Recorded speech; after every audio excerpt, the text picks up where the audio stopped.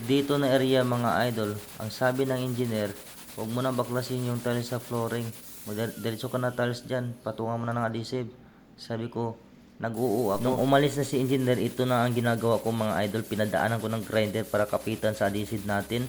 So ito na nga mga idol, bago natin padaanan ng grinder mga idol, lagyan muna natin tubig para hindi kumakalat ang alikabok dyan, para hindi tayo magmukhang kawawa. At nagsabi sa akin na sip-sip daw ako. Sino namang sip-sipin ko ako lang isa dito nagtrabaho. Mga engineer nga hindi ko binigyan ng number.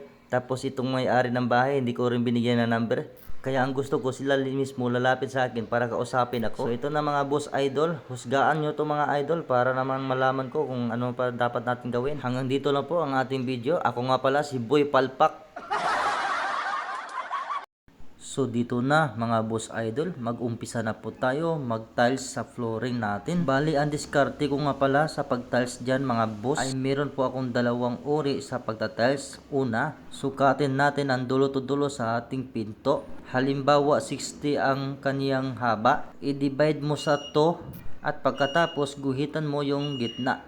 So yung gitna, yon ang ating basihan. Ngayon mga idol, ang pangalawa natin, depende lang po sa inyo kung anong style ang pagta-tiles nyo. Bale, ang style ko sa pag-tiles nga pala mga idol, ang unang tirada ko ay buo po ang sa gitna ng pinto. At kapag hindi makuha yung tapo natin sa zero, gitnaan na lang natin. Ganyan po ako magkabit ng tiles mga idol, lalo na pag wala tayong hawak ng plano. At kadalasan nga pala ako mag-tiles mga idol ay inuuna ko lagi yung flooring, lalo na sa mga bahay-bahay. Ang purpose ko kasi yan para hindi ako maligaw sa bikat, pero nakasalalay pa rin yan sa inyo mga idol. Depende na rin po sa inyong mga diskarte mga idol. Magkaroon nga pala tayo ng bikat dito sa flooring mga idol. Pagdating naman sa wall mga idol ay wala na po tayong bikat. Bali isisingit ko pala tong isa pang idea. Pwede rin kayo kumuha sa gitna para mas madali ang layout nyo. Huwag na natin patagalin pa mga idol.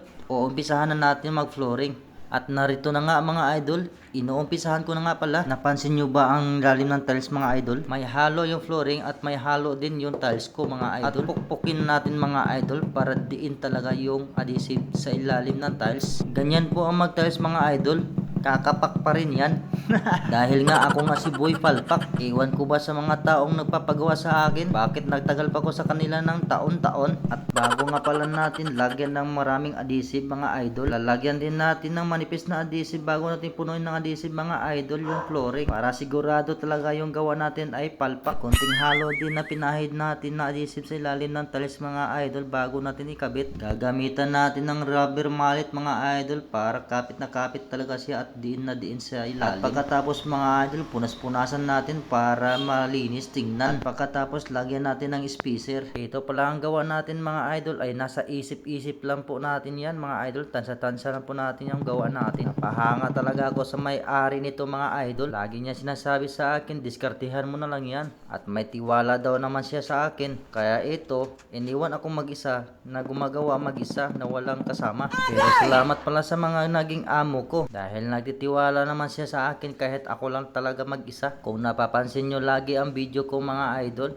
lagi naman talaga akong nag-iisa. Kahit di na kaya buhatin, kakayanin ko pa rin para sa kanila. Wala kasi akong pinipiling trabaho. Sanay na kasi ako sa probinsya namin. Dito nga pala sa wall mga idol, kadalasan sa mga building mga idol, ay inuuna talaga lagi yung wall mga idol. Kaya yung papasok na trabahador doon, mga tile sitter, hindi na sila magli-layout dahil may layout na po yun. At narito nga itsura na tapos natin mga idol yung flooring natin. Nagtaka ka dahil maliliit yung butas mga idol. Hindi ko yung matansya yung butas doon sa flooring mga idol. Dahil tabingi po yung butas noon. Kaya kinuha ko yung inodoro para isukat ko na po yung butas natin doon. Balik kumuha po ako ng guhit dyan sa gitna mga idol para may guide naman ako para hindi ako maligaw. At pagkatapos sinusukat ko rin yung flooring kung saan tutugma yung guhit ko. Ako rin isa magkabit yan mga idol. Akalain mo yan?